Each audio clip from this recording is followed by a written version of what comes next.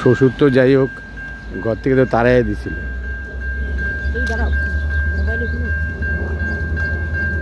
ঠিকই আছে, ছবিটা তুলবি। ট্রেন আসলে এরকম আওয়াজ হয়, তখন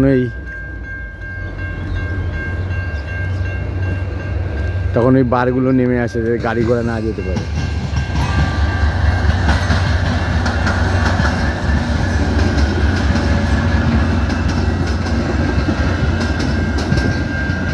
ট্রেন আসলে এই ঢং ঢং করে আওয়াজ হতে থাকে, রাস্তাটা আটকে দেয় বারগুলো। ট্রেন চলে গেলে আবার বারগুলো উঠে যাবে, এই আওয়াজটাও বন্ধ হয়ে যাবে।